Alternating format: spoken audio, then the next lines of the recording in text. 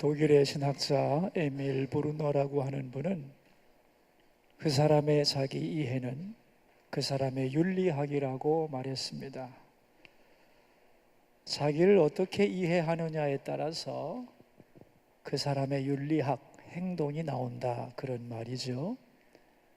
자기를 아주 가치 있게 생각하는 사람은 거기에 맞는 행동을 하게 될 것이고, 자기를 아주 몹쓸 인간, 쓰레기 같다고 생각하는 사람은 그렇게 자기를 이해한 것에서 그의 윤리학이 나오는 거기 때문에 행동도 그럴 수밖에 없다, 그런 말이죠.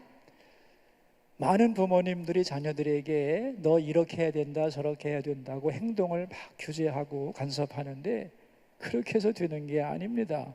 언제까지 쫓아다니면서 교정시킬 수가 없거든요. 그의 자기 이해를 세워주면 되는 거죠. 너는 이런 사람이다, 하나님의 사랑을 받은 존귀한 사람이라고 하는 가치관, 자기 이해를 확실하게 세워주면 아이는 세상 어디를 가든지 그 자기 이해에 맞게 자기 행동을 살아가게 된다, 그런 말이죠. 자, 여러분, 이 명제를 조금 확대시키면은 다른 사람에 대한 이해는 그 사람에 대한 윤리학이 나오겠죠. 내가 김전도사님을 어떻게 이해하느냐에 따라서 내가 김전도사님을 향한 모든 행동이 나온다는 거예요.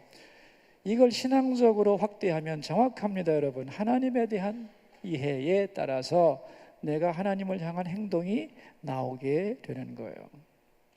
그래서 여러분, 성경을 잘 보시면 하나님이 이거 해라 저거 해라고 말씀하기 전에 나는 누구다를 꼭 말씀하세요.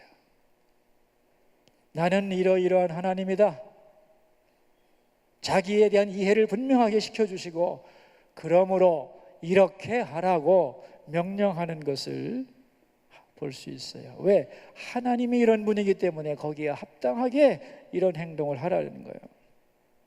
자, 이제 이 시간의 주제가 목회니까 이것을 교회에 대입해 보도록 합시다. 교회를 어떻게 이해하느냐에 따라서 그 사람의 신앙이 다 결정되는 거예요. 여러분, 교회란 뭐라고 생각하세요? 교회와 우리의 관계는 참 뗄래야 뗄 수 없죠. 교회 다니면서 성도가 되고, 교회를 통하여 신앙이 성장하고, 교회를 섬기고 봉사하고, 그리고 교회의 품 안에서 생을 마감하는, 태어나면서부터 죽을 때까지 우리의 삶을 감싸고 있는 교회, 대단히 밀접한 관계죠. 더구나 우리는 그 교회를 섬기도록 부름받은 사람이에요. 우리가 교회를 어떻게 이해하느냐 하는 것은 굉장히 중요한 주제가 되는 겁니다. 그래서 교회는 어떤 곳인가 하는 질문을 항상 해야 하고, 바른 교회상을 정립해야 돼요. 그리고 그런 교회를 선택해야 되고 그런 교회를 만들어가는 데 힘써야 하는 겁니다. 최근 들어서 교회란 무엇인가에 대한 질문이 온 세계 사람들에게 다 궁금한 주제가 됐어요. 특별히 20세기 신학은 교회론을 중심으로 전개가 됩니다. 이건 아주 바람직한 현상이에요. 어린아이가 성장하면서 나는 누구냐 하는 질문을 갖게 되는 것처럼 교회가 성숙하고 교인들이 성장하면서 교회란 뭔가를 질문하게 됐다는 거예요. 그런 과정을 통해서 더 아름다운 교회론이 확산될 것이라고 저는 믿습니다. 자, 여러분, 교회가 어떤 곳이냐 여러분에게 물어보면 사람마다 다 다르게 대답을 하겠죠, 그죠? 그리고 수많은 정의가 나와 있어요. 구약 시대만 해도 교회의 정의가 많죠. 뭐 노아의 방주라든가 성막이라든가 솔로몬의 성전이라든가, 그죠? 또 뭐 회당이라든가 이런 쭉 건물을 중심으로 한 그러한 교회에 대한 정의가 있고, 또한 부름받은 사람들의 모임, 영혼의 목장, 세상과 하나님을 섬기는 사랑의 공동체 등등등등, 교회를 묘사하는 단어는 무수할 거라고 생각합니다. 근데 여러분, 교회의 주인은 누구죠? 예수님이죠. 우리에게 중요한 것은 복잡한 개념이 아니고 교회의 주인 되신 예수님이 교회를 어떻게 생각하시느냐가 중요하죠. 그게 오늘 본문의 내용입니다. 예수님이 교회를 세우면서 교회란 이런 곳이라고 교회의 사명과 성격을, 권세를 정확하게 규정하셨습니다. 많은 교회론을 세울 수 있는 본문이 있지만 오늘 본문이야말로 우리 모두가 교회란 무엇인가에 대하여 이해할 때 가장 기준이 되는 본문이라고 생각합니다.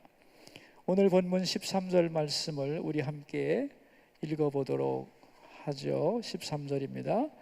예수께서 빌립보 가이사랴 지방에 이르러 제자들에게 물어 이르되 사람들이 인자를 누구라 하느냐 그랬습니다. 가이사랴 빌립보에 예수님이 제자들과 가셨어요. 이스라엘의 최북단, 가장 북쪽에 있는 도시 이름이죠. 판신전이 있고 여러 신전들이 있고 로마 군대가 있는 그런 곳입니다. 이제 거기서 북쪽까지 갔다가 남쪽으로 내려오셔서 예루살렘에 도착하시면 예수님은 십자가에 죽으셔야 돼요. 지금까지 제자들을 데리고 3년 동안 교육을 많이 시켰습니다. 이제 십자가를 얼마 남겨두지 않은 이때에 제자들 3년 교육에 대한 종합시험을 보는 거죠. 예수님의 제자들을 향한 3년간의 종합시험의 내용이 뭔지 아세요? 너희는 나를 누구라고 하느냐는 거예요. 거기에 대하여 먼저는 다른 사람들은 엘리야, 예레미야 이렇게 대답합니다. 그랬죠? 사람들은 나를 누구라고 하냐? 그랬더니 사람들의 말을 전했어요. 그래, 그렇다면 좋다. 남들이야 뭐라든 제자된 너희는 나를 누구라고 하냐? 그랬어요. 어려운 질문입니다, 여러분. 그런데 베드로가 주는 그리스도시요 살아계신 하나님의 아들이라고 명료한 대답을 해요. 예수님이 듣고 싶었던 바로 그 대답이죠. 예수님의 마음은 행복했을 거라고 생각합니다. 그래서 이제 베드로에게 칭찬을 하시죠. 바요나 시몬아 네가 복이 있도다. 이것을 너에게 알게 하니는 혈육이 아니요 하늘에 계신 너의 아버지다 라고 칭찬을 해 주셨어요. 그러면서 예수님은 복이 있다 그랬어요. 복이 있다. 여러분, 예수님이 생각할 때 가장 큰 복을 받은 사람은 누구냐 하면은 돈 많은 사람이 아닙니다. 예수 그리스도에 대하여 신앙 고백을 정확하게 하는 사람이죠. 어떻게 생각하세요, 여러분? 여러분, 이 세상에서 가장 복 받은 사람은 누구라고 생각하시나요, 여러분은? 예수 믿는 사람이라고 저는 확실히 믿어요. 여러분, 그래서 예수 믿는 사람은요 불행하다고 말할 자격이 없어요. 여러분이 만약에라도 그런 생각한다면 안 돼요. 이런 분도 있어요. 나는 왜 다른 사람과 다른 유난히 이런 고난을 당할까? 그건 그 사람의 은사입니다. 그걸 통하여 하나님이 하실 일이 있어요. 크리스찬은 불행하지 않아요. 우리가 이 세상에 태어나서 가장 잘한 게 하나 있다면 예수 믿은 거예요. 그거보다 더 소중한 건 없어요. 예수를 믿었다고 하는 것은 내 작품이 아닙니다. 내 작품이 아니에요. 하나님의 작품이에요. 그래서 인간적인 말로 표현하면은 최고의 행운, 그게 예수 믿은 거예요. 신앙적인 용어로 말한다면 말로 할 수 없는 은혜, 말할 수 없는 은혜입니다, 여러분. 왜? 믿음이란 혈육으로 되는 게 아니니까. 혈육이라고 하는 것은 인간의 모든 수고와 노력을 의미하는 거예요. 인간의 힘으로 되는 게 아니야. 하나님이 위에서부터 주시는 말로 할 수 없는 선물이에요. 그래서 나는 여러분이 결코 어느 순간에도 예수 믿은다 하면은 불행하다고 생각하면 안 돼요. 복이 있도다라고 주님이 말씀하셨어요. 나 참 복 많은 사람이야. 아멘이죠? 아멘입니다. 예수님이 그렇게 베드로를 복 있다고 칭찬해 주시고 뭐라고 했느냐? 너는 베드로다. 내가 이 반석 위에 나의 교회를 세우겠다고 선포하셨습니다. 여기서 예수님은 중요한 몇 가지를 말씀하는데, 첫째가 뭐냐 하면은 교회의 주인은 누구냐는 거예요. 내 교회를 세우리니 그랬어요. 교회는 누구 거예요? 예수 그리스도의 거예요. 이 세상 어떤 사람도 교회의 주인은 없어요. 물론 하나님이 나에게 섬기라고 선물로 주신 눈에 보이는 가시적인 교회는 있어요. 그래서 나는 어느 교회 다녀? 이 교회 우리 교회야. 너도 와봐. 그렇게 말할 수는 있어요. 그러나 본질적으로 어느 인간도 교회의 주인은 아닙니다.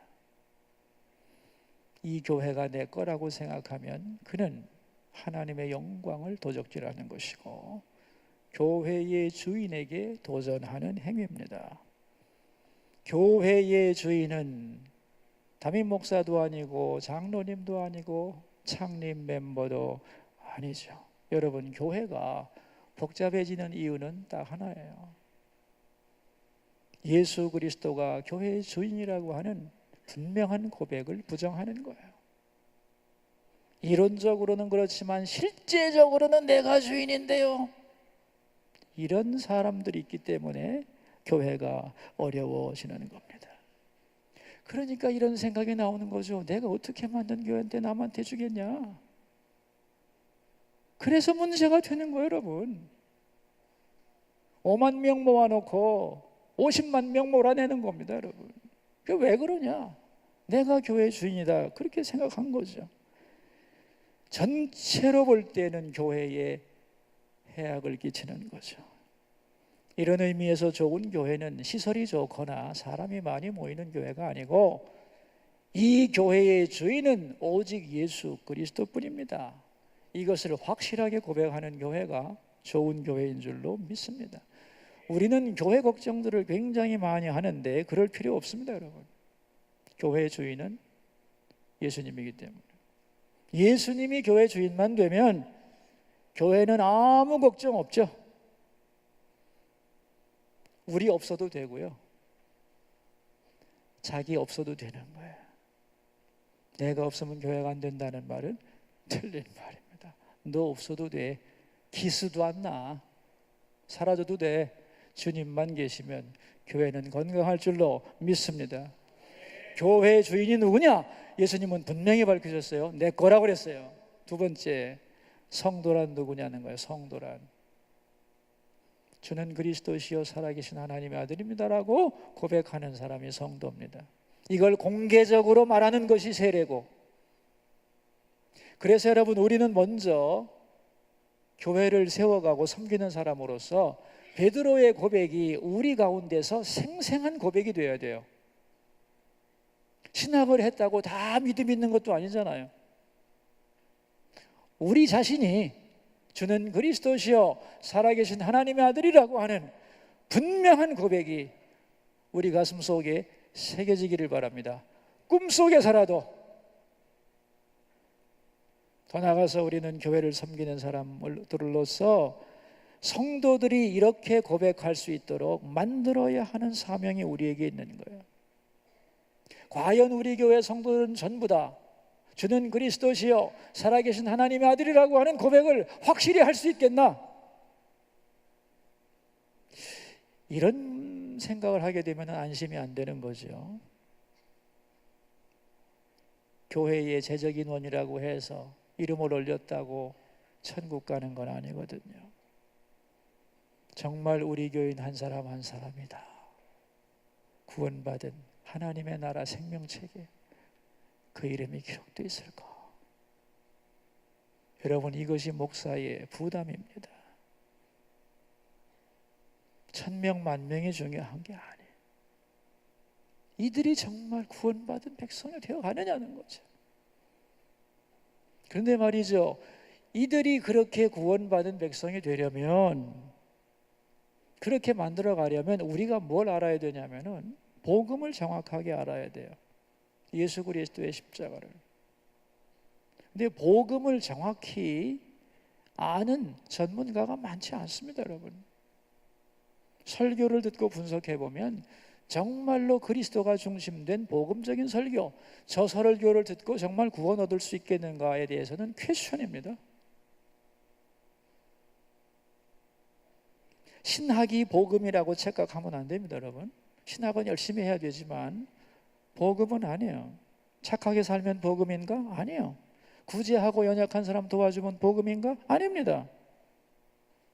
복음은 십자가 사건이에요. 죄 없다고 하는 사람들에게 죄인이라는 걸 가르쳐 줘야 되고, 죄인이라고 고백하는 사람에게 하나님의 용서를 선포해야 되고, 하나님 나라가 존재한다는 것을 증명해야 되고, 여러분 이게 해야 할 일이죠. 그러니까 올바른 교인을 만들어낸다는 것, 많은 교인들이 진정한 구원받은 백성으로 만들어간다는 것, 너무너무 소중한 일입니다. 제가 볼 때는 교회는 등록되어 있지만 어하다 지옥 갈 사람 부지기수라고 생각합니다. 모태신앙으로 태어나서 형식적인 신앙생활하는 사람, 나 50년 믿었다고 자랑하는 사람, 지금 죽으면 구원받을 수 있습니까에 대해서 글쎄오시다 이러는 사람 많죠. 부모님의 믿음이 내 믿음이라고 착각하는 사람도 많고, 성경 지식을 구원의 확신이라고 생각하는 사람도 많고, 교회 봉사와 직분을 자기의 구원의 확증이라고 생각하는 그런 착각하는 사람도 많습니다. 그런데 그런 사람들 다 성도 아닙니다. 주는 그리스도시요 살아계신 하나님의 아들입니다라고 주님 앞에 개인적으로 홀로 서는 인간만이 성도인 것이죠. 여러분이 교회 학교를 맡았다면 내가 맡은 학생들이 이 고백을 할 수 있는가를 고민해야 됩니다. 제가 이제 목사고시를 보거나 목사 안수를 받을 사람들을 이제 노회에서 면접을 하다가 질문을 해봅니다. 요즘 교회 학교에 대해서 어떻게 생각해요? 가장 절실한 것이 뭐라고 생각합니까? 그러면은 그리고 대안이 뭐냐고 물으면 대부분 이런 말을 하대. 교회와 가정이 협력해 하는 것이 가장 소중합니다. 그럼 제가 질문하죠. 안 믿는 집 애들은 어떡하냐? 그럼 할 말이 없어. 제가 기대한 건 뭔지 아세요? 아이들에게도 복음 가르치라는 거예요. 여러분은 정말 복음을 가르칩니까? 애들이라고 못 알아듣는다고? 웃겨 정말? 아닙니다, 여러분.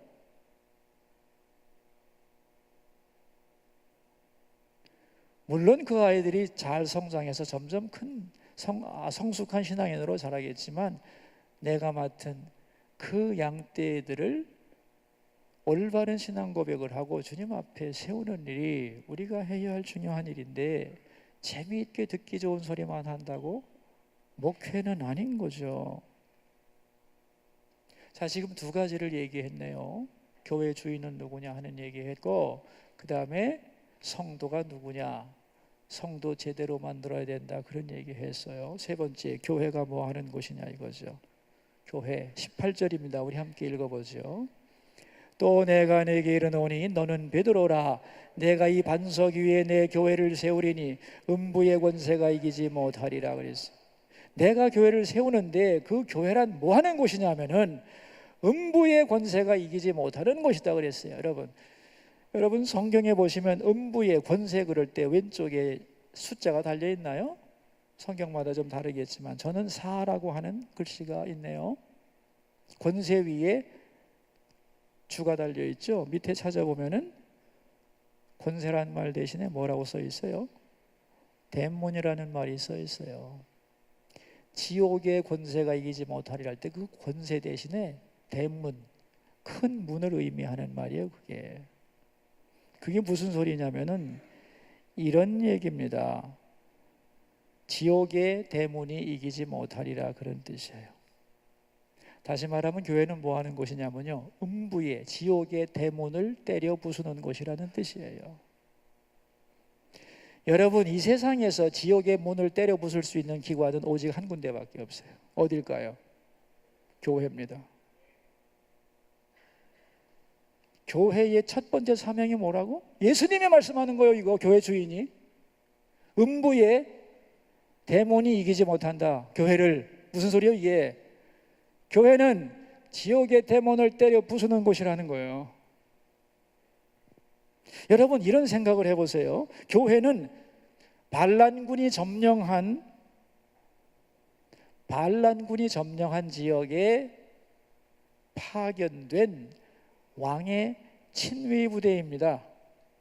반역한 마귀가 이 세상의 왕인데 이 땅에 사는 사람들은 거기 속아서 진정한 왕이신 하나님을 배반하고 거부하고 세상의 왕, 어둠의 왕 사탄을 섬기고 있습니다. 그러다 지옥 가겠죠. 그런데 하나님은 교회에 어떤 권세를 주셨냐면은 지옥의 대문을 두드려 부시고 거기 갇힌 사람들을 꺼내오라는 거죠.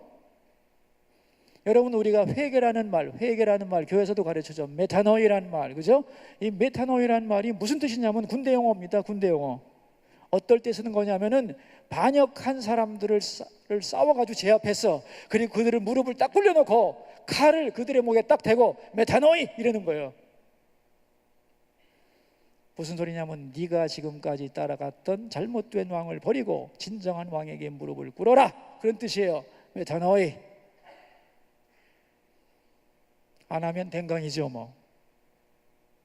여러분, 영적 전쟁에 관한 책을 읽어봤으면 대적의 문을 취하라 이런 표현 들어봤을까요? 대적의 문, 지옥문이죠. 그 문을 부수고 취하라는 거예요. 교회는 지옥의 대문을 때려 부술 수 있는 유일한 기관이다 그랬어요, 주님이. 동시에 뭐냐? 19절이에요. 같이 읽읍시다. 내가 천국 열쇠를 내게 주리니 내가 땅에서 무엇이든지 매면 하늘에서도 매일 것이요 내가 땅에서 무엇이든지 풀면 하늘에서도 풀리리라 하시고 천국 열쇠를 받았어요. 천국 열쇠 받았으니 뭐 하면 될까요? 천국 문을 따야지 이제. 그리고 그쪽으로 사람을 들여보내는 거죠. 천국이 있다고, 천국에 가는 방법을 말해주고, 지옥에 갇혀있는, 지옥문 속에 들어있는 사람들 지옥문 부수고 거기 있는 영혼들을 건져서 천국 열쇠 따고 들여보내는 것.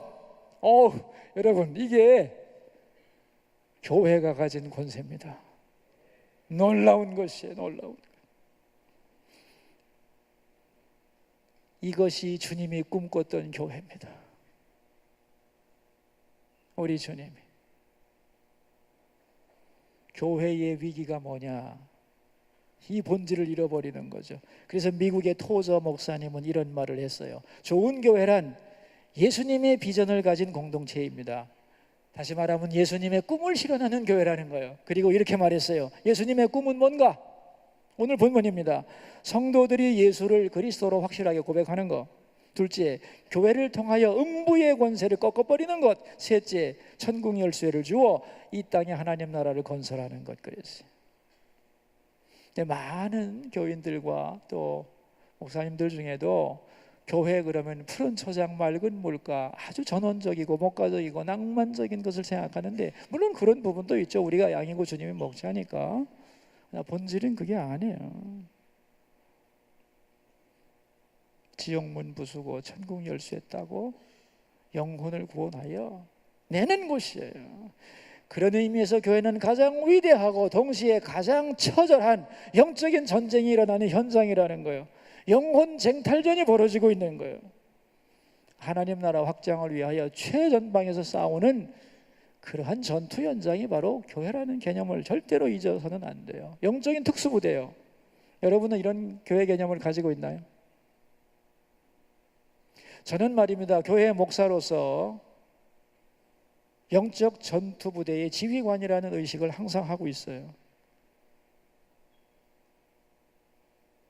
우리가 언젠가 주님 앞에 서게 될 건데 초라한 모습으로 서야 되겠는가? 멋지게 싸워야지. 한번 싸워보자. 그런 생각이 늘 있어요. 여러분, 칼빈은 그런 말을 했어요. 목사들은 복음의 장수들이다 그랬어요. 복음의 장군들이라는 거예요. 장군들의 특징은요, 첫째는 전쟁을 두려워하지 않아야 돼요. 전쟁 무서워하는 사람이 장군 되면 큰일 나죠. 둘째는 죽음을 두려워하면 안 돼. 그건 쫄병이나 하는 짓이야. 목사는 복음의 장수들이다. 그러므로 장수로 부름받은 여러분, 나는 복음을 위하여 싸우는 것을 두려워하지 않겠다. 그리고 죽는 거 겁내지 않는다. 그것이 목사라는 것입니다. 여러분, 옛날에는 말이죠, 쓸만한 남자는 살아가면서 뭘 찾았는 줄 아세요? 죽을 자리를 찾았어요. 나는 뭘 하다 죽을 것인가? 내가 충성을 바칠 주군은 누구인가? 대의 명분을 가지고 믿고 따를 주군을 발견하면 그분을 위해 목숨을 버리는 것을 최고의 명예로 생각한 게 옛날 쓸만한 남자들의 사고 구조였습니다. 그런데 말이죠, 믿고 충성하고 죽어도 후회 없는 주군이 누구냐면 우리 주님이세요. 여러분, 남자들은 주군을 찾았죠? 여자들은 누굴 찾았는 줄 아세요? 낭군을 찾았어요. 내가 믿고 존경할 수 있는 그 남자가 누구냐? 내가 그분을 섬기고 사랑하고 흠모하고 그 품에 죽어도 억울하지 않을 낭군님이 누구냐? 그분을 만나면 죽어도 좋다. 이게 옛날 전리에 있는 여인들의 고백이었어요. 여러분, 예수님은 우리 위해 자기 몸을 주신 최고의 우리의 신랑인 줄 믿습니다. 주님을 위해 부름받았다는 것,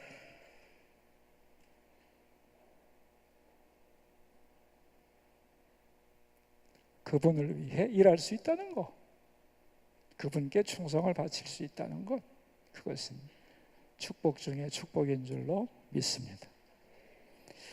여러분, 교회가 어떤 곳인 줄 우리는 배웠죠? 지옥 문을 부수고 천국으로 인도하는 곳이다. 천국 문을 따는 곳이다. 그럼 이런 엄청난 권세를 어떻게 우리가 활용할 수 있느냐? 19절 끝에서 이렇게 말씀했어요. 땅에서 매면 하늘에서도 매이고 땅에서 풀면 하늘에서도 풀린다. 지옥의 문을 부수고 천국 열쇠를 열라고 준 것이 뭐냐? 말씀과 기도요. 말씀과 기도요. 그 말씀 선포하고 그 말씀 붙들고 기도하고 그러면 되는 거예요. 그런데 왜 이 시대의 교회는 주님이 기대했던 교회가 아니라 무기력한가? 이렇게 정말 대단한 곳인데, 정말 강력한 곳인데 왜 보이는 교회들은 이렇게 후줄근한가? 주님의 약속이 틀렸나? 아닙니다. 그 약속을 믿고 기도하지 않기 때문에. 부뚜막에 소금도 집어넣어야 짜고 구슬이 서말이라도 꿰어야 보배입니다. 여러분, 교회에 주신 약속과 권세는 많은데 그 권세를 사용하는 교회는 많지 않은 거예요. 교회에 주신 약속을 실현시키는, 현실화시키는 교회가 되어야 하는 거예요.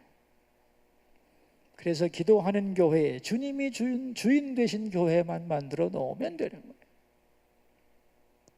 그런 교회는 어떤 경우에도 두려워할 필요가 없는 것이죠. 여러분, 이 시대에 우리 주변을 보세요. 음부의 권세가 얼마나 강력한지. 수많은 사람들이 죄악의 포로가 되어 있고 지옥의 권세에 붙들려 있고 복음을 듣지 못하고 인생을 포기하고 무의미와 허무와 고독 속에서 죽어가고 인생이 뭐 이래, 죽고 싶어, 우울해, 난 다 끝났어.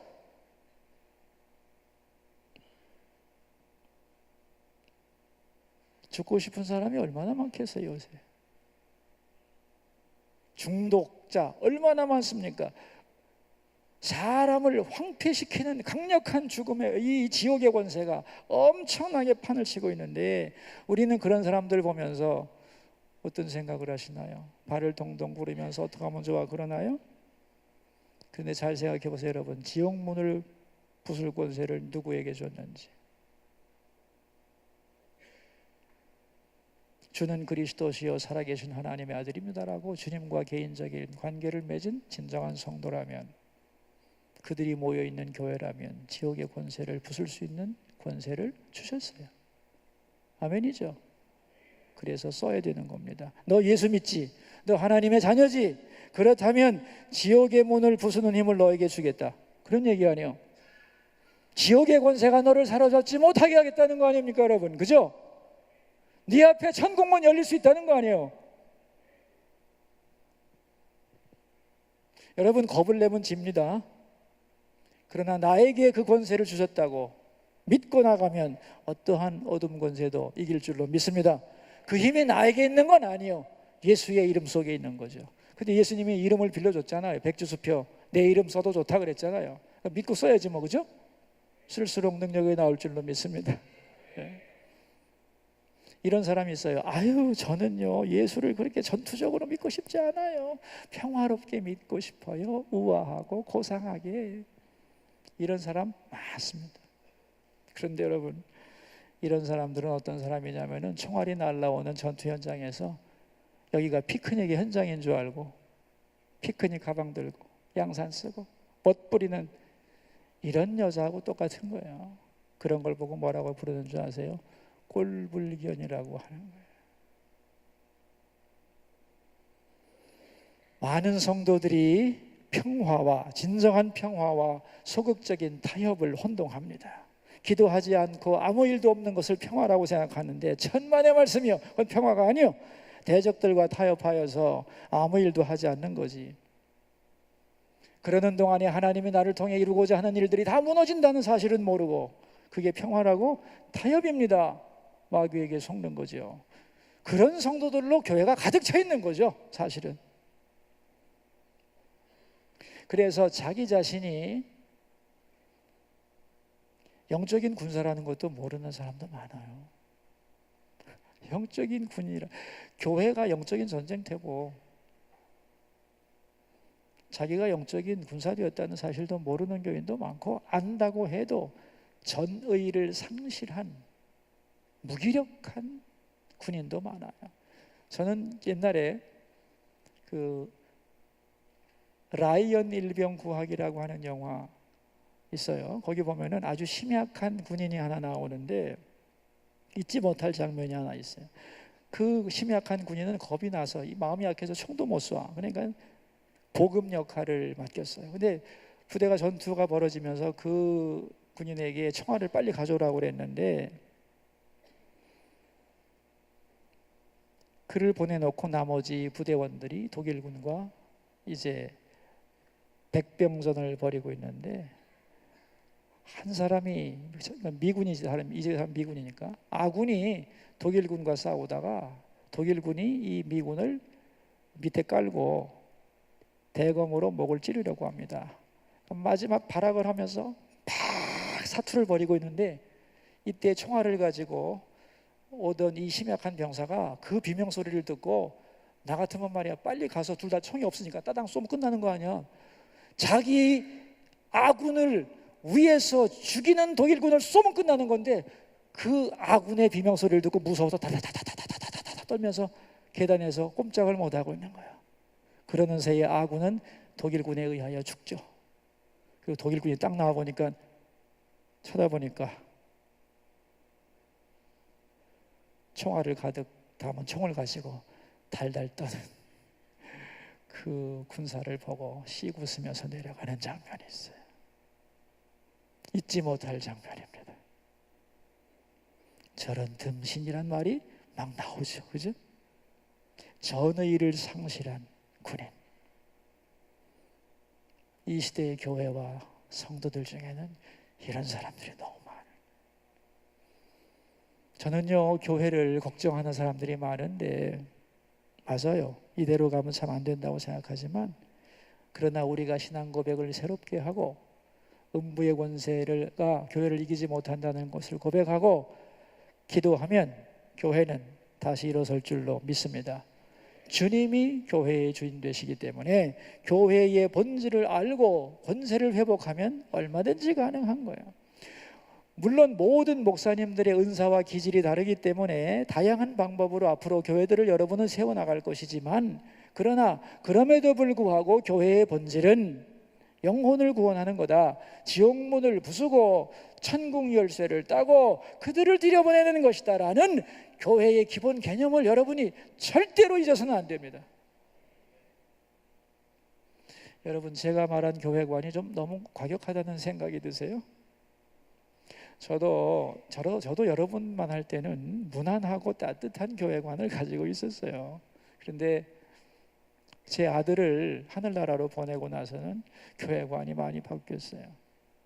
그 전까지는 제가 어떤 교회관을 가지고 있었냐면은 저희 어머니의 영향이 크다고 생각해요. 그 목회 개념을 어떻게 가지고 있었냐면은 저희 어머니가 말이죠, 오래전에 돌아가셨습니다만은 제가 신대원 입학시험을 보러 아침을 먹고 나가는데 얘 잠깐 보자 그러시는 거예요. 그래서 왜요? 했더니 내가 어젯밤에 네 꿈을 꿨는데 그래요. 그래서 어떤 꿈인데요? 했더니 들어볼래? 그래, 들어보죠. 뭐 그랬더니 네가 말이지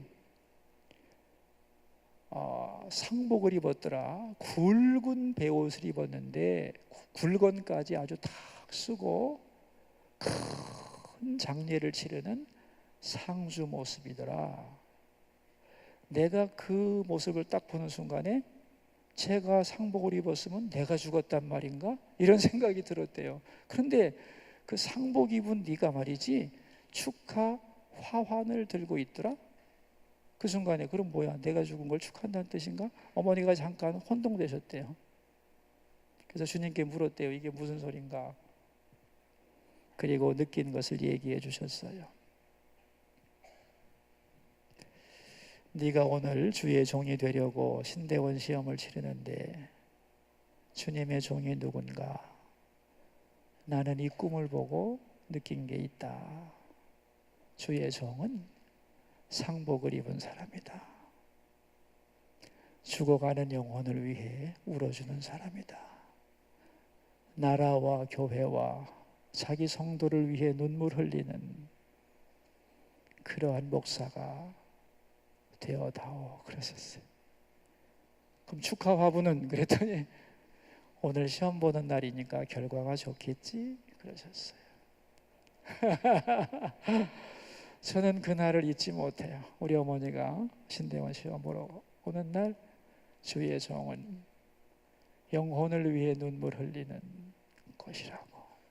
그게 하나님과 세상 사이에서 제사장이 해야 하는 일이라고 그렇게 말씀을 하셔서 저는 지금도 그 개념을 잊지 않고 있어요.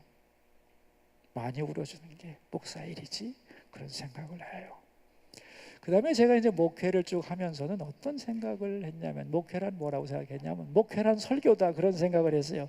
많은 선배님들이 목회의 90%는 설교야 그런 얘기를 많이 하셨거든요. 그런데 제가 사도행전 강해를 하다가 충격을 받았어요. 우연히 지나갔던 구절인데 사도행전 6장에 보면 말이죠, 예루살렘 교회 안에 갈등이 생겼죠. 그죠? 히브리파와 헬라파 과부들이 서로 소외됐다고 해가지고 이제 갈등이 일어났잖아요. 그 갈등이 일어난 걸 보고 사도들이 집사들을 뽑아가지고 그들에게 맡기면서 사도들이 자기의 목회관을 얘기해요. 사도행전 6장 2절에서 사도행전 6장 4절이지 아마? 여러분 한번 보시겠어요? 찾아봅시다. 사도행전 6장 4절인데 제가 이 구절을 이 부분을 읽으면서 참 혼자 있었어요. 사도행전 6장 3절 4절 우리 한번 읽어볼까요? 형제들아 너희 가운데서 성령과 지혜가 충만하여 칭찬받는 사람 7을 택하라. 우리가 이 일은 그들에게 맡기고 우리는 오로지 기도하는 일과 말씀 사역에 힘쓰리라 하니 그랬어요. 놀란 구절은 뭐냐면은 우리는 즉 사도들은 목회자들은 오직 뭐와 뭐라고 그랬어요? 기도와 말씀 사역 그랬어요. 나는 그 기도를 생략했었거든. 없어도 된다고 생각했어요. 성경 열심히 연구하고 묵상 많이 하고 그럼 되겠지 생각했는데 성경은 그렇게 말하지 않더만요. 기도와 말씀이요. 그래서 그때 이 성경을 읽으면서 결심을 했어요. 기도 없이는 설교하지 않겠다고. 말씀을 준비할 때 먼저 기도하고 시작하겠다고. 기도 없는 말씀은 공허할 수 있고 남의 얘기 같지만 기도하고 준비한 말씀은 영혼을 움직이지요. 그래서 설교가 말장난이 되지 않도록 해야겠다. 기도와 말씀 사역, 이게 정말 내가 해야 할 길이겠다. 그렇게 생각하고 그 다음부터는 이 말씀을 나의 설교자로서의 저의 금과 옥조로 생각을 하고 있어요. 이렇게 목회관이 영혼을 위해 우는 사람, 기도로 말씀을 준비하는 사람, 그렇게 살아왔어요. 제가 아들이 둘이 있었는데 큰아들이 17살 때 미국에서 하늘나라로 갔어요. 어릴 때부터 아주 총명해가지고 고1 때까지 늘 1등을 했어요. 그런데 고1 때 어떤 부탁을 하냐면, 아빠 나는 말이죠, 미국의 최고의 대학을 한번 가보고 싶은데요, 이러는 거예요. 그래서 내가, 목사가 무슨 돈이 있냐, 나중에 대학 간 다음에 유학을 가거라 그랬어요. 아빠 나한테 2년만 기회를 주세요. 2년만. 지금 고1인데 2년만 기회를 주시고 그 다음부터 내가 도와달라고 안 할게요. 2년만 도와주시면 내가 그 다음부터는 장학금을 받아서 뭘 해도 할 테니까 2년만 좀 도와주세요 그래가지고 제가 시달리다가 하도 가고 싶어 하니까 중학교 2학년 때 미국 대학 들어갈 토플 성적을 다 받아놨기 때문에 집단에는 자신이 있었던 거예요. 그래서 무리를 해서, 그래 2년이니까 뭐 가봐라 그랬어요. 1년 동안 진짜 가서 죽도록 공부를 하더니 1년이 지난 어느 날 확실하게 갈 수 있다고 확신이 왔대요. 그리고 인정도 해주고, 그래서 자기가 아빠 엄마 보고 싶으니까 열흘 동안만 한국에 왔다 가고 싶다고 그래서 제가 휴가 날짜를 그날로 딱 여름 휴가를 딱 잡고 좋은 숙소를 딱 정하고 토요일 날 밤에 귀국을 하면 주일 예배 함께 드리고 월요일 날 휴가를 딱 통하려고 준비를 했는데 토요일 날 새벽에 전화가 왔어요. 국제 전화가. 나는 비행기 탑니다 그런 말인 줄 알았어요. 다른 사람이 아드님이 하늘나라로 갔습니다. 아휴, 제가 그 전화를 받고 비명을 질렀습니다. 으악! 그랬어요. 어찌 이런 일이 있을 수 있지? 차라리 나를 좀 데려가지. 왜 꿈 많은 어린 것을 데려가시나? 내가 죽으면 더 좋을 텐데. 오래 살면서 일 많이 할 텐데, 아들이. 그래서 그 다음부터는 아무 일도 손에 잡히지를 않는 거예요. 세상이 막 낯설어지는 거예요. 장례를 치르고 며칠 후에 집에 소파에 가만히 앉아 있는데 나도 아들을 잃어버린 아버지였다, 그런 음성이 들리는 거예요. 나는 그때 하나님도 아들을 잃었었다는 걸 처음 알았어요. 이론적으로만 알았지. 갑자기 동병상련이라고 하나님이 막 가깝게 느껴졌어요. 그 순간에 마음속에 반발이 생겼어요. 그래도 예수님은 3일 만에 부활하셨잖아요. 제가 그랬습니다. 네 아들도 곧 부활할 거야. 얼마나 잘 믿다 갔는지 너도 알잖아. 길고 짧은 건 중요하지 않다. 실패도 아니고 가장 알맞을 때 추수하는 거야. 저는 또 생각을 했습니다. 자식을 잃는다는 것이 이렇게 힘든 건데 하나님은 왜 아들을 주셨지? 그것도 자원해서. 나 같으면 절대 안 준다. 남들이 뭐라고 내 자식을 주겠어? 그때 제가 들은 음성이 이겁니다. 네 자식이 얼마나 소중한지 알지? 자식 잃은 것이 얼마나 처절한 일인지 알지? 내 자녀들이 죽어가고 있다. 너는 내 마음 아냐?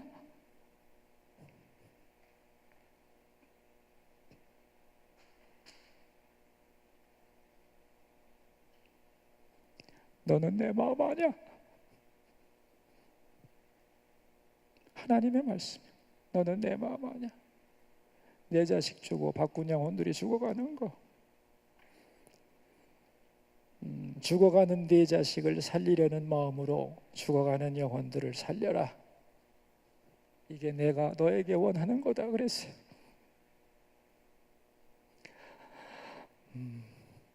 저는 그때 분명히 알았어요. 하나님의 관심은 영혼이지, 영혼 구원이지 뭐 올바르게 살고 도덕성에 관한 문제가 아니라는 거예요. 영혼 구원이요. 예수님 목숨 대신 주고 살기 원하는 그 영혼들을 구원하는 게 하나님의 마음이요. 그걸 교회에 위임한 거예요. 제가 그랬어요. 목사가 무슨 힘이 있어요? 그때 받은 말씀이 오늘 본문입니다, 여러분.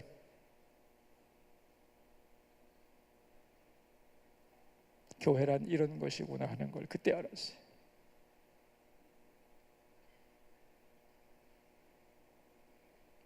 여러분, 이 오늘 본문이 도전적이고 강력한 좀 목가 나는 교회의 사명이 아닙니다. 교회의 주인 되신 예수님이 원하시는 교회상이라는 걸 기억해야 돼요. 그래서 어떻게 하면 이제 좀 더 전도를 많이 할 수 있을까? 또 교인들에게도 복음을 바르게 가르쳐야 되겠지만은 더 나아가서 안 믿는 사람에게는 어떻게 다리를 놓을 수 있을까? 그렇게 고민을 하다가 제가 수서 문화재단을 만들었어요. 문화재단을. 저는 이렇게 문화학을 했기 때문에 어떻게 생각했냐면 신앙이라고 하는 것은 진리의 내용입니다. 그리고 문화는 그 표현 형식인데 우리 교회는 진리의 내용은 가지고 있어요. 그런데 문화라고 하는 표현 형식을 잃어버렸어요. 그래서 우리만의 섬에 갇혀버렸어요. 반면에 세상은 진리의 내용은 없는데 표현 형식 문화만 남아있어서 공허해요. 세상은 화려하지만 참 공허한 것이에요. 우리는 진리로 충만하지만 단절되어 있고 그들은 화려하지만 공허해요. 이 두 가지가 만나는 접촉점이 필요해요. 그래서 이걸 위해서 문화재단이 필요하겠다 싶어서 재단을 만들고 지역사회 문화, 지역사회와 교회가 어떻게 가교 역할을 할 수 있는가 하는 문제를 고민하고 해나가고 있습니다. 최근에 올 5월에는 이제 하나님이 만드신 남녀 관계는 어떤 건가를 말하고 싶어서 남자와 여자라는 영화를 만들어서 개봉을 하기도 했습니다. 이제 앞으로는 죽음에 대한 그 영화를 만들고 싶은 마음이 제 속에 있고 또 청소년들 죽음 교제를 위해서 만화책을 출판할 생각도 가지고 있습니다. 저는 이제 아들을 보내놓고 너무너무 힘이 들어서 죽음에 관한 책만 3년을 읽었어요. 그러다가 제가 죽음을 전공하는 사람이 되어버렸어요. 그래서 이제 죽음학을 강의하고 다니는데 요새는 이제 우리 총회의 목사님들을 대상으로 죽음에 대한 강의를 하고 있습니다. 이 죽음에 대한 강의를 하다 보니까 이 죽음 이후에 천국이 분명하지 않으면 죽음 자체가 불완전한 것이에요. 그런데 우리는 지금 우리 기독교의 큰 문제가 뭐냐면은 목적 지점을 잃었다는 거예요. 물론 하나님 나라가 천국에 간다는 건 다 알지만 그 천국이 매우 희미해서 목적 지점을 잃어버린 순례자와 같은 꼴이 됐어요. 근데 이 천국에 대한 소망이 우리 믿음의 선조들에게는 아주 충만했습니다. 하늘나라를 갈망하고 죽음을 기다리던 이런 우리 믿음의 선조들의 일들이 굉장히 많거든요. 그래서 그걸 이제 천국학이라고 합니다. 하나님 나라라고 하는 개념은 이제 신학적인 보편적인 개념이고 이 천국에 대한 소망과 꿈에 대한 이야기. 요새는 이제 그 천국에 대한 얘기를 하면 왜 다 꿈에 본 천국 뭐 이런 거 해가지고 사람들이 말이야 믿을 수 없고 세상 사람들이 조롱하는 그러한 천국관 말고 신학적이고 성경적이고 우리 조상들이 꿈꾸고 기대하며 갈망했던 그러한 천국은 도대체 어떤 것인가? 거기에 대한 연구가 천국학입니다. 헤브놀로지라고. 그래서 지금 우리나라에는 헤브놀로지가 없어요. 그래서 참 문제가 된다 싶어서 빨리 이 헤브놀로지를 하는 사람들이 나와야 된다 이렇게 생각하고, 저는 죽음을 연구했기 때문에 헤브놀로지와 연결을 해서 죽음과 천국에 대한 전문가들을 모으고 또 가르치고 교회가 그것을 바라보고 나갈 수 있도록 해야 된다고 생각을 하고 있습니다. 왜냐하면 여러분, 우리가 예수 믿고 주는 그리스도시요 살아계신 하나님 아들입니다, 성도가 되는 거, 이거 굉장히 중요한 거고 반드시 해야 될 일이지만, 그것은 신앙생활에서는 탄생이거든요. 출발이에요. 근데 우리 한국교회는 그것이 완성이라고 생각해요. 아닙니다. 출발선상이에요, 그게. 그래서 이걸 구원받은 것이 완성이라고 생각하기 때문에 한국교회가 미숙한 거예요. 그래서 구원은 받았는데 믿음의 어린아이들이 한국교회에 너무 많은 거예요. 그래서 바울은 고린도전서 2장과 3장에서 이런 사람들을 뭐라고 불렀느냐 하면은 육신에 속한 자, 즉 그리스도 안에서 어린아이라고 불렀어요. 이 어린아이의 비율이 몇 %인 줄 아세요? 80%입니다, 여러분. 성숙한 크리스찬이 20%밖에 안 돼요. 이 사람들이 빨리 예수 믿고 구원받아서 탄생을 했는데 하나님의 자녀로 이들을 어떻게 성장시켜야 되느냐 하는 거예요. 남은 지금 구원받은 다음에 바로 죽지도 않잖아. 오래 살잖아. 그 남은 시간 어떻게 살아갈 거예요? 바르게 살고 행복하게 죽고 영원한 천국을 바라보며 거기에 합당한 삶을 살아가게 하는 그러한 일들을 교회가 해줘야 되는 일도 참 급하다는 생각을 하게 됐어요. 그래서 이것을 제가 감당하기 위해서 이폴 연구소라고 하는 연구소를 만들었어요. 이폴이라는 게 뭐냐면 이니셜인데 Eternal Perspective of Life, 영원한 시각으로 삶을 바라보기, 그런 뜻입니다. 영원한 시각에서 죽음과 천국을 바라보고 오늘을 살아가자, 뭐 그런 얘기입니다. 그래서 죽음 세미나를 하고 있는데 이번 가을에는 논문 공모를 했어요. 과학은 죽음을 극복할 수 있는가 라는 제목으로 전국 대학교에, 아마 우리 학교에도 붙어 있을 겁니다. 과학은 죽음을 극복할 수 있는가, A4지 20장, 상금도 많습니다. 여러분도 공모하시기 바랍니다. 왜냐하면 죽음에 대한 공론화를 위해서 만든 거예요. 그래서 이제 당선이 되면은 강의도 시켜드리고 발제도 하게 해드릴 거고 책으로도 만들어 드리려고 생각하고 있습니다.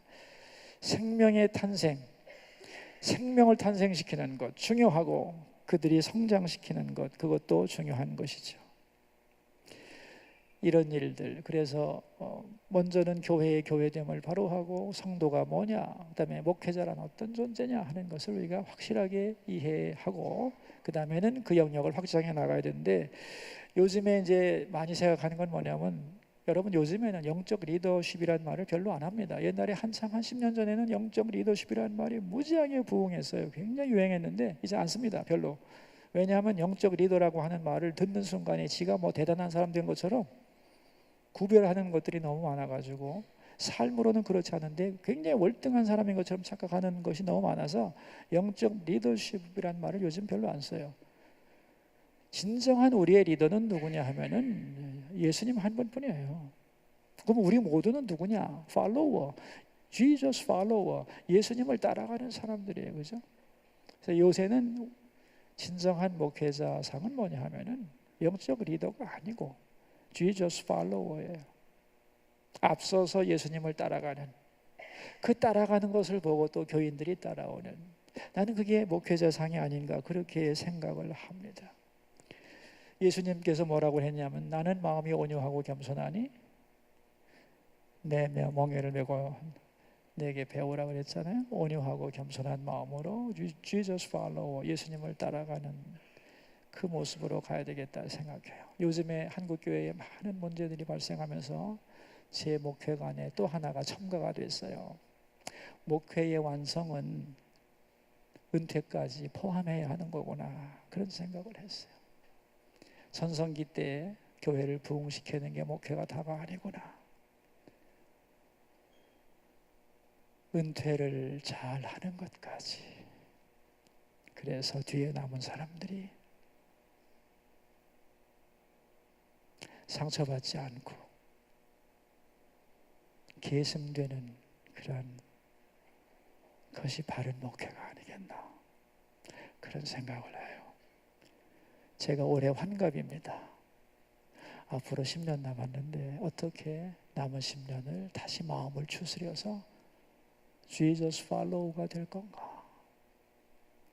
그리고 나의 목회는 앞으로 하나님이 아름답게 만드시겠지만 마지막 은퇴까지가 내 목회라고 하는 생각을 가지고 있습니다. 여러분, 저는 이렇게 생각해요. 목회란 인간에게 주어진 가장 위대한 작업이에요. 그렇게 생각하시나요? 인간이 할 수 있는 일 중에 가장 위대한 일은 목회라고 생각해요. 그 사역으로 여러분은 부름을 받았어요. 이제 기본 개념을 분명히 해야 합니다. 교회란 무엇인가? 지옥문을 부수고 그 속에서 영혼을 꺼내어 천국 열쇠를 따고 그 안으로 들여보내는 것이다. 아멘입니까? 성도란 누군가? 주는 그리스도시요 살아계신 하나님의 아들입니다. 이 고백이 정확한 사람을 말하죠. 목회자란 누굽니까? 영적 전투부대의 장군입니다, 여러분. 죽음을 두려워하지 않는, 싸움을 두려워하지 않는, 영적인 측면에서는 이러하고, 이제 우리는 우리의 목회의 지경을 나름대로의 은사와 또 환경을 통하여 확장시켜 나가야겠지만 Jesus follower가 되지 않는다면 덕불장군이 되는 것이겠죠. 주님을 높여드리고 예수님을 부지런히 겸손히 온유한 마음으로 따라가면서 저도 따라갑니다. 같이 갈까요? 그게 목회자가 아닐까? 그리고 목회는 한순간의 것으로 끝나지 않고 은퇴까지 잘해야 참된 목사라고 생각합니다.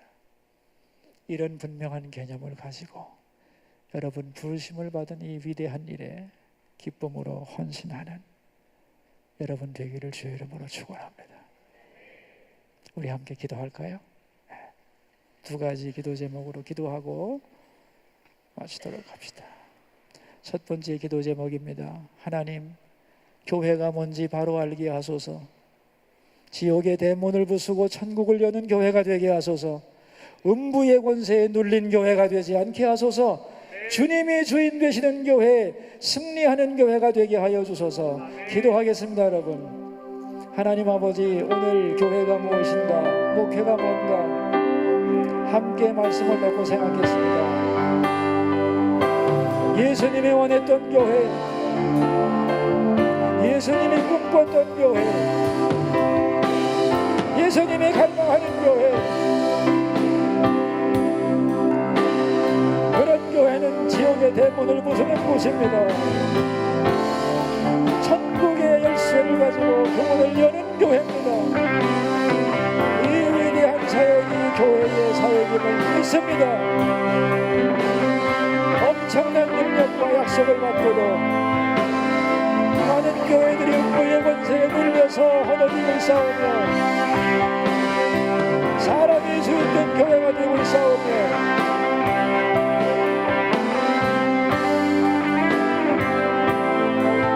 치료하지 않고 상처받는 교회가 되고 있습니다. 하나님, 우리를 불쌍히 여기소서. 참된 교회의 됨을 회복하게 하옵소서. 여러분, 우리가 요새 많은 일로 인하여 교회를 걱정하는데 이 시간은 말이죠, 교회를 축복하는 시간이 되었으면 좋겠어요. 여러분, 우리가 우리의 교회를 축복합시다. 영광스러운 교회, 지옥을 이기는 교회, 천국으로 영혼을 인도하는 교회, 그 교회는 주 안에서 영원할 것이라고, 어둠을 몰아내고 이 땅의 교회는 바로 서게 될 것이라고, 빛나는 주님의 영광을 만방에 전하는 살아있는 교회가 될 것이라고 소망 중에 교회를 축복하고 잠깐 기도하겠습니다. 하나님 아버지, 이 시대에 우리의 마음은 어두워졌고 교회의 무너진 모습을 보면서 탄식하지만 그럼에도 불구하고 교회는 위대한 곳인 줄로 믿습니다. 교회는 승리하는 줄로 믿습니다. 음부의 권세를 깨뜨리는 곳임을 믿습니다. 천국의 열쇠를 가진 곳임을 믿습니다. 교회를 자랑스러워하고 그 교회를 맡아서 일해야 할 우리들이 얼마나 존귀한 자들임을 알게 하여 주옵소서. 다른 교회를 세워가게 하옵소서. 교회관이 흔들리지 않게 하여 주옵소서. 하나님 이 땅에서 교회가 빛나게 하시고 주의 권능과 영광으로 교회를 새롭게 하여 주옵소서.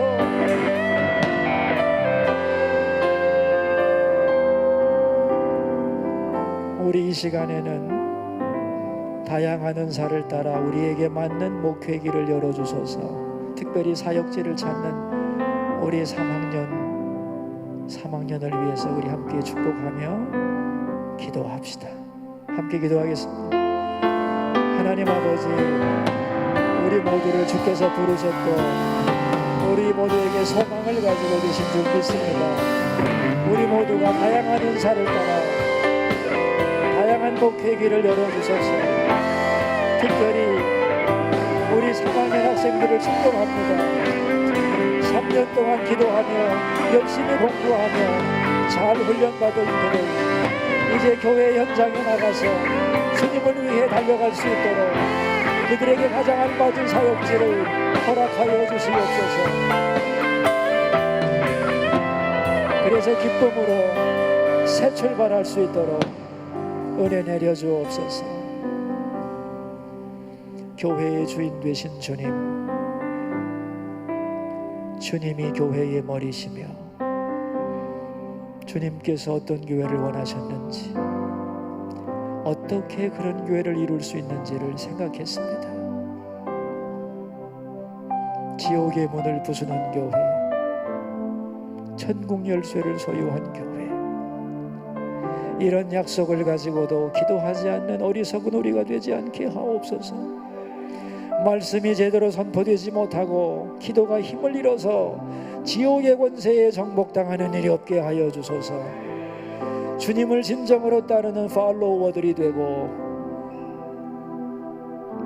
우리의 목회가 시작부터 끝까지 아름답게 하시며 이제 목회지를 향해 나가는 우리 3학년 모든 주의 종들 가장 합당한 곳으로 그들을 보내주시옵소서. 예수님의 이름으로 기도합니다.